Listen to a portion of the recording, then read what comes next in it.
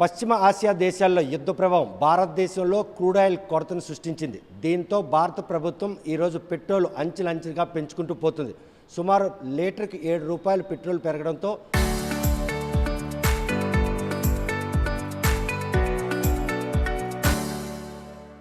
ద్విచక్ర వాహనాలు నడిపే వాహన చోదకులు మాత్రం ప్రత్యేక మార్గాలు దిశగా అడుగులేస్తున్నారు. అందులో భాగంగానే ఎలక్ట్రికల్ బైక్ కొనేందుకు ఆసక్తి చూపుతున్నారు.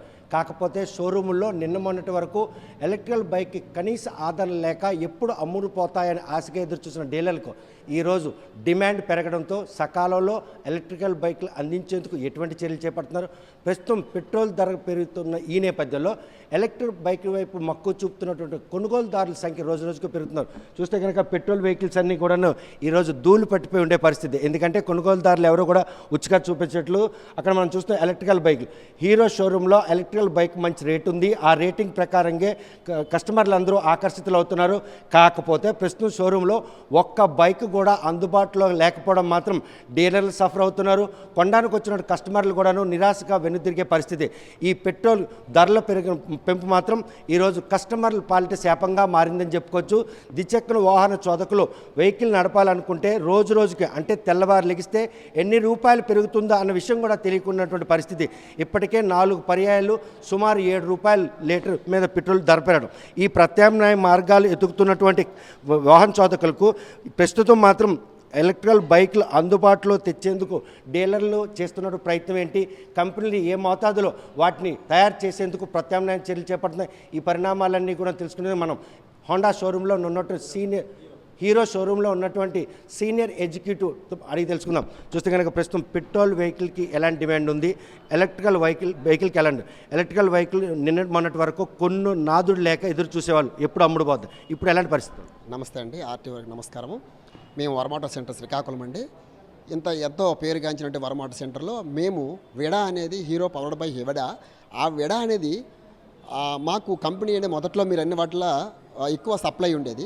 ఇప్పుడు ఏమైందంటే పెట్రోలు పెరిగే నేపథ్యంలో భారతదేశంలో మోడీ గారు కూడా సబ్సిడీ ఇస్తూ దానికి ఎక్కువ మొగ్గు చూపడం వల్ల పొల్యూషన్ యాక్ట్ ప్రకారం కూడా తగ్గించడం వల్ల దానికి పెరగడానికైతే ఆస్కారాలు ఎక్కువ ఉన్నాయి. మేమైతే మొదట్లో బాగా అందించాం. ప్రస్తుతానికైతే చిత్తూరులో ఒకే ఒక ప్లాంట్ ఉండడం వల్ల మాకు స్టాకు సప్లై చేయలేకపోతుంది కంపెనీ కూడా. ఈ మధ్యన మాకు వస్తాయని చెప్పేసి కూడా చాలామంది ఎక్కువ ఎంక్వైరీస్ వస్తున్నాయి. ఎన్ని ఎంక్వైరీస్ అంటే కొనకపోయినా కానీ కస్టమర్స్ అయితే మాకు ఎలక్ట్రికల్ కావాలండి, స్కూటర్స్ ఏ తక్కువ రేటు చూపించినా మా దగ్గర తక్కువ ఆఫర్స్ వేరే పెట్రోల్ చూపించినా సరే ఎక్కువ మీరు అన్నట్లు మొగ్గు చూపట్లేదు. ఎందుకంటే ఎలక్ట్రికల్ అనేది ఒక్క రూపాయితో ₹3 100 కిలోమీటర్లు తిరగవచ్చు మా విడా కంపెనీది. అందుకు చాలా చక్కగా మా బండి కూడా ఎటువంటి కంప్లైంట్స్ కూడా లేదు. మునుపుడితో పోలిస్తే పెట్రోల్ బైకిల్ సేల్ ఎలా ఉంది? ప్రస్తుతం ఎలక్ట్రికల్ బైక్లకి డిమాండ్ ఎలా ఉంది? ఎలక్ట్రికల్ బైక్లకి అయితే బాగా డిమాండ్ ఉందండి. ఇప్పుడు ఇది తగ్గిన నేపథ్యంలో ఎలక్ట్రికల్కి ఎక్కువ మొగ్గు చూపుతున్నారు. అంటే రోజుకి ఎంతమంది కస్టమర్లు కొనడానికి వస్తున్నారు? వారు కొనడానికి వచ్చినటువంటి ఆశలకు అనుగుణంగా ఇక్కడ బైక్లు అందుబాటులో ఉన్నాయా? అందుబాటు ప్రస్తుతానికి అయితే లేదు. ఇప్పుడు 2 నెలలు బట్టి మేము అందుబాటులో వాళ్ళకి ఎవరికి చూపట్లేదు. కస్టమర్కి అయితే ఎంక్వైరీసే ఉన్నాయి కానీ అందుబాటులో అయితే ప్రస్తుతానికి లేదు. అందుకని ఈ మధ్యన మళ్ళీ సప్లై ఉంది కాబట్టి ఆ సప్లై ప్రకారంగా అందరికీ కాల్ చేసి కంపల్సరీగా అది వెహికల్ ప్రొవైడ్ చేసి కంపెనీ ప్రొవైడ్ చేస్తుంది అంటుంది కాబట్టి ఇంతవరకు రాలేదు. 2 మంత్స్ వరకు అయితే మాకు ఎటువంటి స్టాకు లేదు. డిమాండ్కి తగ్గట్టు సప్లై లేదు, ప్రొడక్ట్ కూడా లేదా ప్రస్తుతం పరిస్థితి? ప్రొడక్ట్ కూడా లేదు, సప్లై లేదు, ప్రొడక్ట్ లేదు. ప్రస్తుతానికి ఒకే ఒక ప్లాంట్ ఉండడం వల్ల వేరే ప్లాంట్ కూడా కంపెనీ ఆఫర్ చేస్తుంది. సో దానికి అనుగుణంగా ఇంకో కంపెనీ వస్తే డిమాండ్కి బట్టి మనం సప్లై చేసి కస్టమర్స్కి అవైలబుల్గా చేయగలుగుతాం. సీనియర్ సేల్స్ ఎగ్జిక్యూటివ్గా చూస్తే కనుక గతంలో పెట్రోల్ బైకులకి బాగా డిమాండ్ ఉండేది, వాటికి కూడా క్యూ కడుతున్న పరిస్థితి. ఈరోజు పెట్రోల్ ధర పెరగడం కారణంగానే ఎలక్ట్రికల్ బైక్ వైపు మక్కువ చూపుతున్నారు కొనుగోలుదారులు. కానీ ఇటువంటి పరిణామం వస్తుందని ఎప్పుడైనా అనుకున్న ఇన్నేళ్ళ అనుభవంలో? నేనైతే అనుకోలేదండి. కాకపోతే అనుకోలేదు కాబట్టి ఆటోమేటిక్గా మీరు అన్నట్లు దీనికి అనుగుణం ఈ పెట్రోల్ నేపథ్యమే కాకుండా పొల్యూషన్ యాక్ట్ ప్రకారం ఇప్పుడు చదువుకున్న వాళ్ళు కూడా ఎక్కువ మంది ఏంటంటే ఒక వెహికల్ కారు ఉన్నా బైక్ ఉన్నా కంపల్సరీగా ఈ ఎలక్ట్రికల్ అనేది కంపల్సరీ కావాలి అనే ఉద్దేశంతో అందరూ అడుగుతున్నారు కాబట్టి దీనికి ఎక్కువ మొగ్గు చూపుతారు. యాక్చువల్లీ కస్టమర్సే ఎక్కువ మొగ్గు చూపుతారు. ఎందుకంటే మాది బ్యాటరీ 2 బ్యాటరీస్ ఉంటే ఒక బ్యాటరీ తీసుకుని ఒక బ్యాటరీ మీద కూడా వెళ్ళొచ్చు. ఒక బ్యాటరీ 60 వస్తుంది, డబుల్ బ్యాటరీ అయితే 160, 145. సో 145 కిలోమీటర్స్ వరకు మనకి వస్తుంది కాబట్టి వైజాగ్ కూడా వెళ్ళి వచ్చేవచ్చు. నియరెస్ట్ ప్లేస్లో కూడా మనకి ఛార్జింగ్ పాయింట్స్ కూడా ఉన్నాయి. సో ఛార్జింగ్ పాయింట్స్ అన్నీ అవైలబిలిటీ ఉంది, సర్వీసింగ్ పాయింట్ ఉంది. సో మన వరమాటో సెంటర్ అన్నీ సప్లై చేస్తుంది, కానీ కాకపోతే వెహికల్ సప్లై చేస్తుంది. ఇటువంటి పరిస్థితి మీ ఒక్క షోరూమ్కి మీ కంపెనీకి ఉండదు, అన్నింటిలో ఉంటుందని భావిస్తున్నారు? ప్రస్తుతానికైతే మాది ఉంది సప్లై లేకుండా, మిగతావన్నీ అన్నిటికంటే ఇంకా వచ్చేవన్నీ ఎలక్ట్రికలే వస్తాయని చెప్పేసి కూడా కంపెనీ వారు కూడా మాకు చెప్తున్నారు. చూస్తే కనుక ఎలక్ట్రికల్ బైకులు కొనుగోలుదారులు ఎక్కువ కావడంతో ప్రస్తుతం మాత్రం బైకులు సప్లై ప్రొడక్ట్ రెండూ లేకపోవడంతో కొనుగోలుదారులు అంతా కూడాను నిరాశగా ఎదురు చూసే పరిస్థితి. ఇక్కడ ఎలక్ట్రికల్ బైక్ కొనడానికి వచ్చే కస్టమర్ కూడా మన ఉన్నారు. ఎన్ని రోజుల నుండి ఈ షోరూమ్ తిరుగుతున్నారు? ఆ బైక్ కొనేందుకు మీరు చేస్తున్న ప్రయత్నంలో ఇక్కడ స్టాక్ ఉందని సమాధానం ఇస్తున్నారు. ఎప్పట్లోగా మీకు డెలివరీ ఇస్తారని? నేను 1 వీక్ నుంచి వస్తున్నాను సార్, విడా స్కూటర్ కోసం. ప్రజెంట్ స్టాక్ లేదని చెప్పేసి అన్నారు. ఒక 4-5 రోజులు వస్తుందని చెప్పేసి అన్నారు. ఎందుకంటే ప్రస్తుతం పెట్రోల్ రేట్లు రోజు రోజుకి పెరుగుతూ వస్తున్నాయి. ఈరోజు 118 రూపాయలు దాటి ఉంది రోజు. ఇంకా భవిష్యత్తులో కూడా ఇంకా రేటు పెరిగే అవకాశాలు ఉన్నాయి, కానీ తగ్గే అవకాశాలు అయితే లేవు. ఆ ఉద్దేశంతోనే నేను ఎలక్ట్రికల్ స్కూటర్ తీసుకుందామని చెప్పేసి వచ్చాను. కానీ ప్రజెంట్ స్టాక్ లేదన్నారు. ఒక 1 వీక్ తర్వాత వస్తాయని చెప్పేసి అన్నారు. అందుకే మళ్ళీ నిరాశ నిస్పృహలతో వెనుతిరిగి వెళ్తున్నాను సార్. కానీ ఇటువంటి పరిణామం ఒక రోజు వస్తుందని ఎప్పుడైనా భావించారా? పెట్రోల్ ధరలు ఇలా పెరిగిపోతాయి, ఎలక్ట్రికల్ బైక్ కొందామని తప్పని పరిస్థితులు కొంటున్నారా, లేకపోతే పెట్రోల్ ధరలు పెరిగిపోవడంతోనే ఎలక్ట్రికల్ బైక్పై మొగ్గు చూపు? పెట్రోల్ ధరలు పెరిగిపోవడంతోనే ఇప్పుడు పశ్చిమాసియా యుద్ధం కారణంగా మనం పరోక్షంగా మనం ఆ బాధను అనుభవిస్తున్నాం సార్. దీని నుంచి మనం తప్పించుకోవాలనే దీంతో కొందామని ముందుకు వచ్చాను సార్. ఎప్పటిలోగా మీ ఎలక్ట్రికల్ బైక్ మీ చేతికి వస్తుందని ఆశగా ఎదురు చూస్తుంది? ఒక 1 వీక్లో వస్తుందని అనుకుంటాను సార్. ఒక వారం రోజుల్లో స్టాక్ వస్తుంది అన్నారు, వచ్చినట్టు తీసుకుంటాను సార్. వారం రోజైనా కూడా మీ బైక్ ఎలక్ట్రికల్ బైక్ కల సాఫల్యం అవుతుందా? సాఫల్యం అవుతుంది సార్, ఖచ్చితంగా తీసుకుంటాను సార్. ప్రస్తుతం మాత్రం ద్విచక్ర వాహన జ్యోతులకు పాలిట పెట్రోల్ ధర రోజు రోజుకి పెరగడం మాత్రం శాపంగా మారింది. ప్రత్యామ్నాయం దిశగా అడుగులేస్తున్నటువంటి ద్విచక్ర వాహనదారులు అనుగుణంగా ఈరోజు ఎలక్ట్రికల్ బైక్లు సఫిషియెంట్గా సరఫరా లేకపోవడం, ఈ పరిణామాలన్నీ కూడాను పశ్చిమ ఆసియా దేశాల్లో జరుగుతున్న యుద్ధం కారణంగా భారతదేశంలో పెట్రోల్ ధరలు రోజు రోజుకి పెరగడం, పెట్రోల్ని సేవ్ చేయాలనే ఉద్దేశంతో చేసినటువంటి ప్రయత్నం. ఇటువంటి పరిస్థితి ఎప్పుడు వస్తుంది అనుకున్నారా? ఎలక్ట్రికల్ బైక్ ఇంత డిమాండ్ వస్తుంది? లేదండి, మరి ఎలక్ట్రికల్ వెహికల్ అనేది వర్షన్ ప్రీవియస్గా మనం అంత ఎంకరేజ్ చేసేవాళ్ళు కాదు. ప్రస్తుతం రోజు రోజుకి పెరుగుతున్న ధరలు బట్టి ఆ ఎలక్ట్రికల్ వెహికల్ మీద ఇంట్రెస్ట్ చూపించలేని వాళ్ళు కూడా ఖచ్చితంగా దాని మీద తీసుకోవాల్సి వస్తుంది. చూస్తే కనుక లో మిడిల్ క్లాస్ మీద ఈ పెట్రోల్ ధర భారం బాగా పడుతుంది. కాకుండా ఈరోజు ట్రాన్స్పోర్ట్ రంగానికి ఒక గడ్డు రోజులుగా నడుస్తుంది. కేవలం నిత్యావసర సరుకుల్లో భాగంగా బైక్ అనేది ఎసెన్షియల్. ఒకవేళ పెట్రోల్ ధర పెరిగినా కూడా ఎలక్ట్రికల్ బైక్ కొన్నప్పుడు రాష్ట్ర ప్రభుత్వం ఒక ప్రతిపాదన చేసింది. 300 యూనిట్లు కన్నా దాటితే ఏవైతే సంక్షేమ పదాలలో కట్ ఆఫ్ విధిస్తూ ఉంటారు, అది కూడా ఒక చెడు అనర్థంగా దారితీస్తుంది బైక్ కనుక్కుంటే. అంటే పూర్తిగా ఎలక్ట్రికల్ వెహికల్ కాన్సెప్ట్ వేరు, petrol vehicle fuel vehicle concept వేరు కదా. సో అది ఏ ఒక్కదాని మీద పర్టికులర్ కొన్ని రోజులే ఎలక్ట్రికల్ వెహికల్ని ఎంకరేజ్ చేస్తాము అని చెప్పి కొన్ని రోజులు పెడతారు, మళ్ళీ కొన్ని రోజులు పోయి తీసేస్తారు. కొన్ని రోజులు పెట్రోల్ వెహికల్ మీద ఈ జిఎస్టీ తగ్గిస్తామంటారు, కొన్ని రోజులు పోయి మళ్ళీ దాని మీద మార్చేస్తారు. అంటే గవర్నమెంట్ పబ్లిక్కి మన ఫ్యూచర్ ఎలా ఉంటుంది అనేది ఒక క్లారిటీ ఇవ్వట్ల పబ్లిక్కి. పబ్లిక్ అనేవాళ్ళు ఎప్పుడైనా సరే ఈ పని చేయడం వల్ల రేపు పొద్దున ఒక 5 years 10 years తర్వాత మేము ఇలా ఉంటుందని ఎస్టిమేట్ చేసుకొని దానిలోకి వెళ్ళాలని. సపోజ్ ఈ బైక్ తీసుకుంటే అట్లీస్ట్ 10 years మేము ఈ బైక్ వల్ల నెక్స్ట్ ఇలా ఉంటుంది, మా ఖర్చులు ఇలా ఉంటాయి, మా ఇన్కమ్ ఎంత ఉంటుంది అని ఒక ఎస్టిమేషన్ మీద తీసుకుంటారు.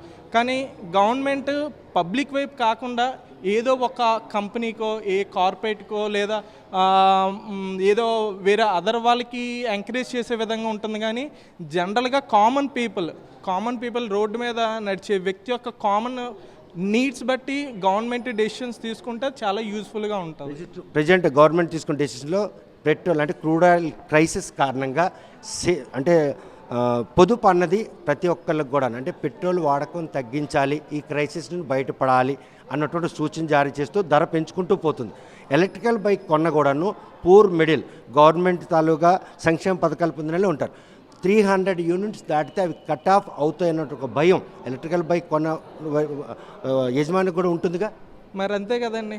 ఇప్పుడు నిన్నటి వరకు కూడా ఎలక్ట్రికల్ వెహికల్ మీద ఇంట్రెస్ట్ చూపించే విధంగా గవర్నమెంట్ తీసుకున్న డెసిషన్స్ ప్రకారం మన సోలార్ ప్లేట్స్ మీరు చెప్పిన ఎలక్ట్రికల్ వర్షన్లోనే చెప్తున్నారు. సోలార్ ప్లేట్స్ ప్రతి ఇంటి మీద తీసుకోండి, దానికి ఎంకరేజ్ చేస్తూ సబ్సిడీ ఇస్తూ 78,000 అలా చాలా ఇచ్చారు. కానీ ఇప్పుడు రీసెంట్గా వచ్చిన అనౌన్స్మెంట్ ప్రకారం ఏంటి, సెంట్రల్ గవర్నమెంట్ ఇచ్చే ఆ పవర్ కన్జప్షన్ కామన్ పీపుల్ ఎక్కువ యూజ్ చేసుకోవట్లేదు కాబట్టి ఆ కంపెనీస్కి రావాల్సిన ప్రాఫిట్ రావట్లేదు కాబట్టి ఇప్పుడు కరెంట్ మీద ఏం చేస్తున్నారు, డైరెక్ట్గా ఫిక్స్డ్ ఛార్జెస్ పెట్టేస్తున్నారు. సో ఇక్కడ ఏమవుతుంది, పబ్లిక్ అనేవాడు డొమెస్టిక్ యూజ్ చేసుకున్నా కమర్షియల్ యూజ్ చేసుకున్నా ఇటు మనం ఫిక్స్డ్ ఛార్జెస్ కూడా పే చేయాల్సి వస్తుంది. సో మనం ఏదైతే ఆల్రెడీ ఇన్వెస్ట్మెంట్ పెట్టి ఆ సోలార్ ప్లేట్స్ తీసుకున్నామో దాని మీద కూడా మనం పే చేయాల్సి వస్తుంది. సో మనకి అల్టిమేట్గా మనకి బెనిఫిట్ అయితే ఏం లేదు కదా, మనం ఏ విధంగా సేవ్ అవుదాం, మనం ఏ విధంగా సర్వైవ్ అవుదాం అనుకునేది అసలు ఎక్కడా లేదు. సో మనమంతా ఒక వర్షన్లో ఆలోచిస్తే ఇప్పుడు ఎలక్ట్రికల్ పవర్ కన్జప్షన్ తీసుకుందాం, ఆ విధంగా మనం అందరం తీసుకొని చాలామంది ఈ మధ్యకాలంలో పర్చేస్ చేశారు. ఇప్పుడు ఆ ఎలక్ట్రికల్ వెహికల్స్ మీదే ఆ పవర్ కన్జప్షన్ ఆ సోలార్ ప్లేట్స్ మీదే వాళ్ళు ఫిక్స్డ్గా ఛార్జెస్ వేసేస్తే ఇప్పుడు మరి మనం తీసుకున్న యూజ్ అంటూ ఏమీ ఉండదు కదా.